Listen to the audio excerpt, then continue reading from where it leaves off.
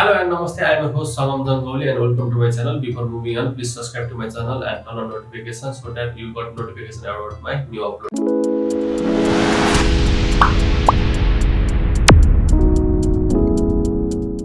र आजको यो भिडियोमा चाहिँ तपाईहरुलाई चाहिँ कसरी चाहिँ पोलाइट फर्म अथवा मास फर्म युज गर्ने भनेर सिकाउन जाँदैछु। यो भिडियो चाहिँ अन्तिमसम्म हेरिदिनु होला। मैले अघिल्लो भिडियोमा चाहिँ तपाईहरुलाई चाहिँ भर्बलाई कसरी चाहिँ तीन फर्ममा बाँड्ने भनेर मैले सिकाइसकेको छु। त्यो भिडियो चाहिँ गएर हेरिदिनु होला। यदि हेर्नुभएको छैन भने मैले लिंक यहाँ माथि पनि दिँदैछु, त्यहाँबाट गएर पनि हेर्न सक्नुहुन्छ। र अब चाहिँ यो भिडियोलाई चाहिँ ढिलो नगरिकन सुरु गरौँ। र सो पोलाइट फर्म भनेको के हो त? तपाईले यदि कुनै पनि अनजान व्यक्ति, तपाईभन्दा आफूभन्दा जेठो व्यक्ति वा तपाईको बोस हुन सक्छ, तपाईको चाहिँ सिन्सियर हुन सक्नुहुन्छ, उहाँहरुले चाहिँ कसरी चाहिँ तपाईले विनम्रपूर्वक हैन तपाईले चाहिँ कसरी बोल्नुहुन्छ हैन, त्यसलाई चाहिँ पोलाइट फर्म भनिन्छ हैन। सो तपाईले चाहिँ आफ्नो साथीलाई बोल्ने हैन, तपाईले चिन्डाको मान्छेलाई बोल्ने शैली चाहिँ फरक हुन सक्छ। तर तपाईले चाहिँ पहिलोचोटि भेटेको व्यक्ति, तपाई आफूभन्दा जेठो व्यक्ति र तपाईले चाहिँ आदर गर्नुपर्ने व्यक्ति हो, उहाँहरुलाई चाहिँ तपाईले चाहिँ एउटा चाहिँ सामान्य रूपले चाहिँ बोल्न सक्नुहुन्न, उहाँहरुलाई चाहिँ रेस्पेक्ट दिएर बोल्नुपर्ने हुन्छ। र जापानिज कल्चरमा झन् यो रेस्पेक्ट भनेको कुरा त एकदमै चाहिँ मोस्ट इम्पोर्टेन्ट कुरा हो हैन। उहाँहरुले चाहिँ एकदम रेस्पेक्ट तरिकाले चाहिँ बोल्नुपर्ने हुन्छ र त्यही अनुसार व्यवहार गर्नुपर्ने हुन्छ। र त्यही भएर चाहिँ यो पोलाइट फर्म चाहिँ एकदम इम्पोर्टेन्ट छ। तपाईले चाहिँ यो भिडियो चाहिँ अन्तिमसम्म हेरिदिनु होला। अब चाहिँ सुरु गरौँ। ग्रुप डिभिजनबाट हामीले चाहिँ अघिल्लो भिडियोमा हेरेको तीनटा ग्रुप, त्यसको सर्ट एन्ड सानो रिभिजन चाहिँ म गराउँछु। त्यसपछि त्यहीबाट चाहिँ कसरी चाहिँ मास फर्म चाहिँ कन्भर्ट गर्ने भनेर म तपाईलाई सिकाउँछु है त। ल अब चाहिँ स्टार्ट गरौँ के भन्दाखेरि मास फर्मबाट है त। सो हामीले चाहिँ लेख्दाखेरि मास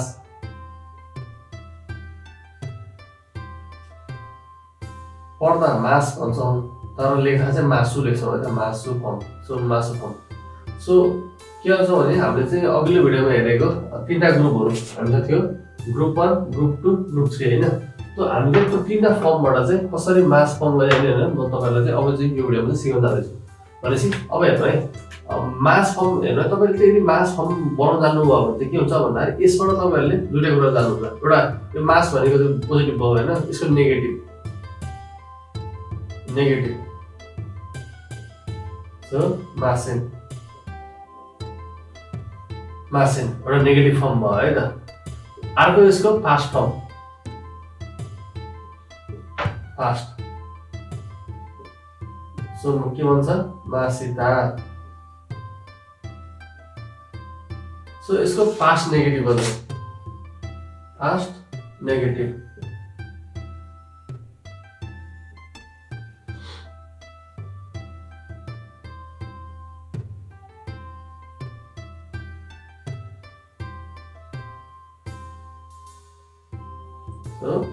मासेन देशिता है त। सो तपाईले चाहिँ मास फर्म बनाउन जान्नुभयो भने के हुन्छ भन्दाखेरि एउटा चाहिँ नेगेटिभ मासेन बनाउन जान्नुहुन्छ अटोमेटिक, अर्को पास्ट मासिता र अर्को पास्ट नेगेटिभ भनेको मासेन देशिता। सो कुनै पनि पास्टमा गरिएको कामलाई चाहिँ नेगेटिभ तरिकाले गरेको छैन भनेर चाहिँ मासेन देशिता भन्ने प्रयोग गरिन्छ। र अब सुरु गरौँ मास फर्मबाट। सो मास फर्म चाहिँ कसरी ल्याउने?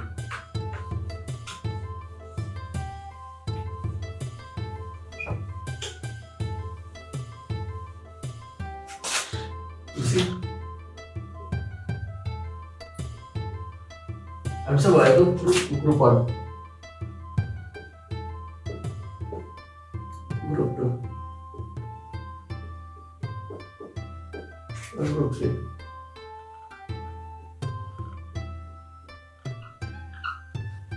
तपाईहरुलाई चाहिँ म एउटा मिलेसम्म चाहिँ म एउटा तपाईहरुलाई चाहिँ फोटो राख्नेछु, त्यो हेर्नु भने तपाईलाई सजिलो हुन्छ हैन। सो तपाईहरुले चाहिँ अघिल्लो भिडियो हेर्नु थियो भने हामीसँग भएको हो गो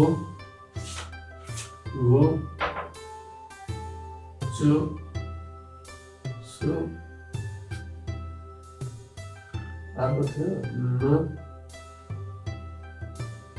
अर्को थियो मो,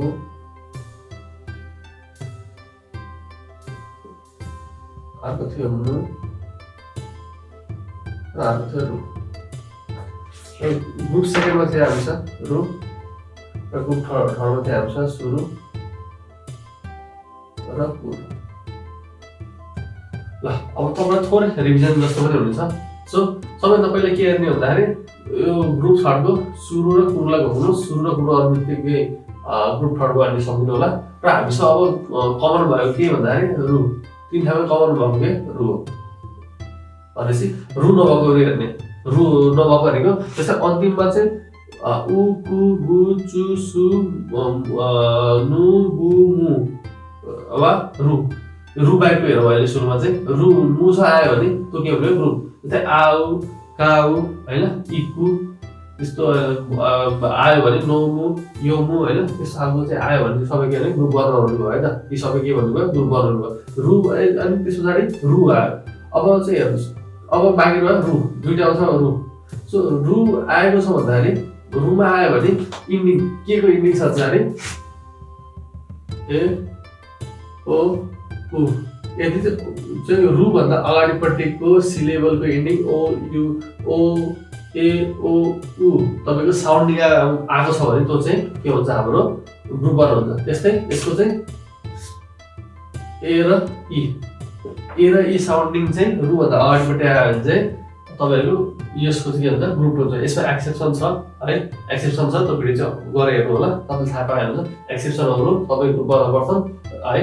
भनेपछि अब के भन्नुभयो भन्दाखेरि तपाईँले चाहिँ अब बुझ्नु पर्ने के भन्दाखेरि यदि रु आएन भने ग्रुप वन, रु आइहाल्दाखेरि पनि ए ओ उ रुभन्दा अगाडिपट्टिको यो साउन्डिङ गऱ्यो भने त्यो तपाईँको ग्रुप वन, र ए र ई चाहिँ साउन्डिङ गरेर रुभन्दा अगाडि भने ग्रुप टू, र सबैको सुरु कुरु आयो भने चाहिँ ग्रुप थ्री। त्यसलाई मैले यसरी डिभाइड गर्नु भने सिकाइसकेँ। सो अब चाहिँ ग्रुप वनको चाहिँ अब हामीलाई चाहिँ के गर्नु छ मास फर्ममा है त। अब हामी जानुपर्ने के छ मास फर्ममा। सो मास फर्ममा लगाउँदाखेरि के गर्ने त उलाई के कन्भर्ट गर्ने ईमा, उलाई केमा गर्ने कीमा, उलाई केमा कन्भर्ट गर्ने ईमा,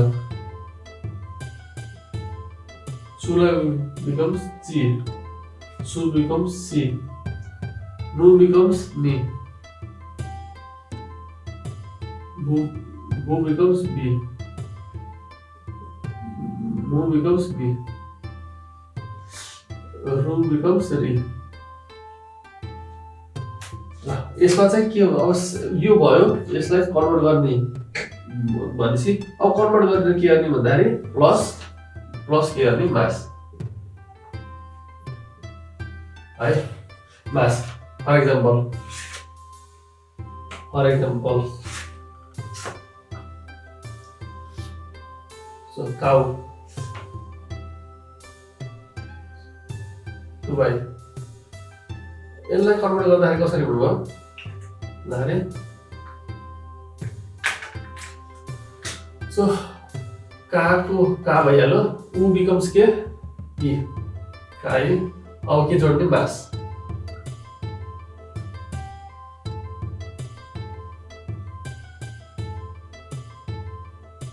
आउ मिट, पछि के हुने भयो यसको उ चाहिँ आई मासु हैन, यसरी चाहिँ चेन्ज हुने भयो। भनेपछि अब चाहिँ जस्तै हाम्रो एक्सेप्सनमा पर्ने किरो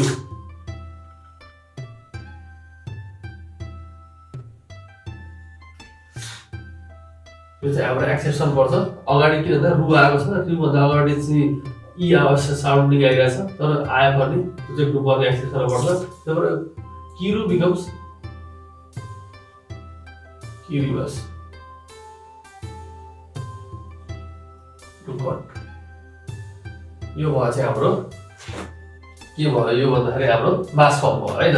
अब यसैलाई चाहिँ हाम्रो चाहिँ नेगेटिभ, यदि चाहिँ हामीले यसको नेगेटिभमा लानु पर्थ्यो भने के भन्थ्यो भन्दाखेरि अब के गर्ने भन्दाखेरि सो काई त काई भइहाल्यो, काई मा राखेर अब यसमा सेन थप्यो, काईमा Sen,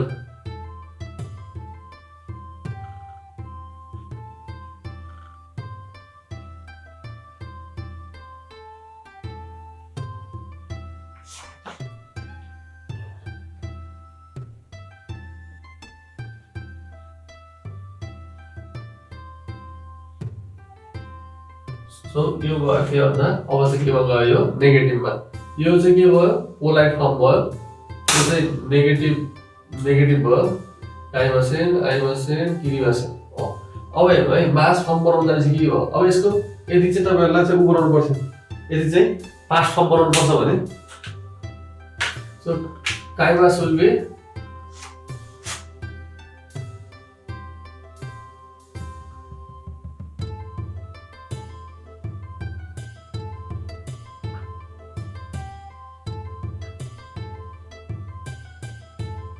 Ahí va a estar.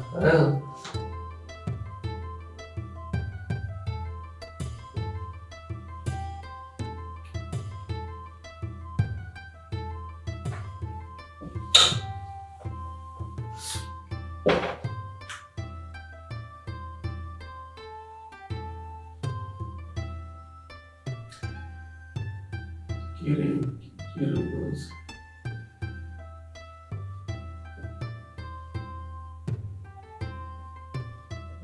यो केमा गयो भन्दा चाहिँ नेगेटिभमा गयो है त अब के अरे पासमा गयो अब यसलाई पनि हामीले चाहिँ उमा बनाउनु पर्यो भने पासको पनि नेगेटिभ पास नेगेटिभ बनाउनु पर्यो भने चाहिँ के हुन्थ्यो भन्दाखेरि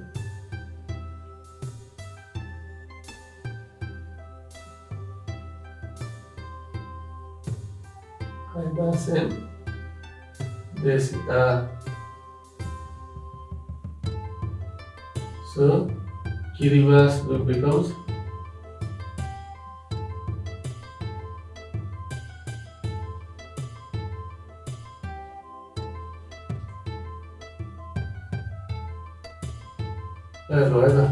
मास फर्ममा चाहिँ के भयो त भन्दाखेरि मासबाट पोलाइट नेगेटिभ भयो पोलाइट नेगेटिभबाट पासमा गयो किन त मास सुला हटाएर सीता राखेपछि पास भयो त्यसपछि त्यसलाई नेगेटिभ बनाउनु पर्यो भने सीतालाई जुन मासु छ मासुलाई चाहिँ हटाएर मासेन सीता राख्दाखेरि पास नेगेटिभ भयो अब तपाईँले चाहिँ मास बनाउनु यसरी चाहिँ सकिन्छ सो अब चाहिँ नेक्स्टमा जाउँ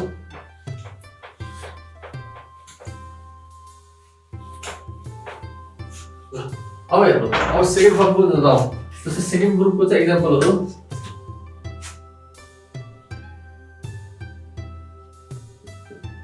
ताबेरु मिरु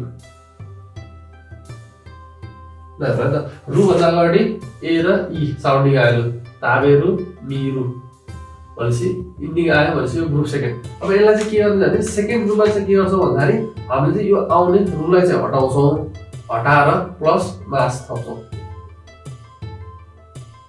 भनेको एक्जाम्पल भनेपछि के हो अब एक्जाम्पल हेर्दाखेरि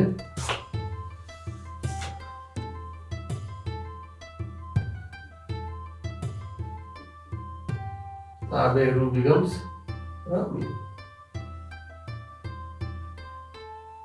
यसको बदली के भयो के भन्छ मास फर्म के भन्यो ताबे मास भनेपछि रु हट्यो ताबे रु हटेर मास थप्यो रु becomes रु हट्यो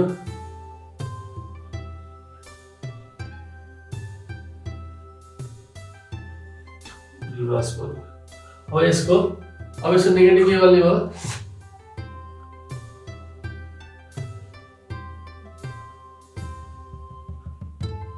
अरे मासेन सो ताबेरु भनेको टु इट मिमास भनेको टु सी सो मी बा सेल भयो सो यसैको चाहिँ यदि पास्ट हेर्ने हो यसको पास्ट हेर्ने भयो भने के भयो ताबे मासको के भन्यो ताबे मास सीता भनेपछि चोलबारको त्यो पास्ट गर्ने भयो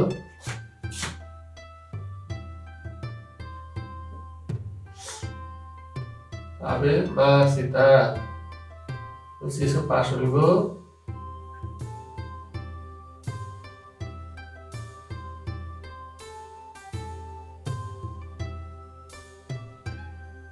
व्यवस्था अब यसको नेगेटिभ हुने भयो के एकदम पास नेगेटिभ भनेको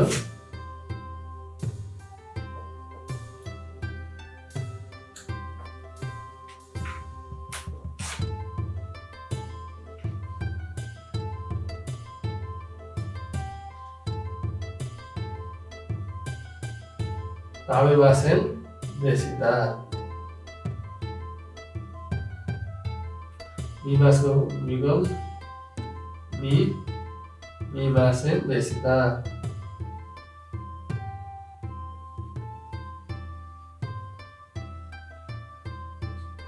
यसरी मास फर्मुला गर्नुभयो भने यसरी बनियो यसरी बनियो यसरी चाहिँ के बनियो तपाईहरुको के आन्सर ग्रुप सेकेन्ड बन्यो अब ग्रुप थर्ड को जस्तै सी को त सुरु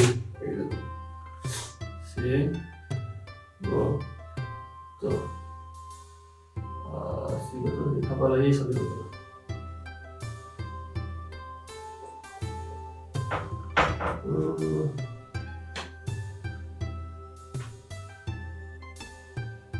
यही गर्नु सी गर्नु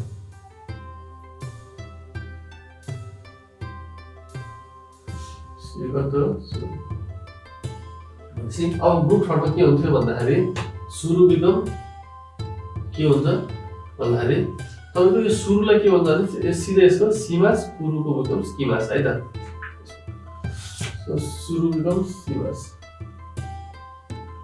पुरु बिकम स्किमास पुरुमा हुन्छ हैन सम्झिनु पर्यो सो सिगतो सुरु बिकम्स यसरी नै सिगतो सीमास नेगेटिभ सिगतो सीमासेन पास्ट सिगतो सीमास्ता पास्ट नेगेटिभ सिगतो सीमासेन रेसिता यसरी तपाईले कन्भर्ट गरेर सिक्नु सक्नुहुन्छ हैन यो भयो ग्रुप थर्ड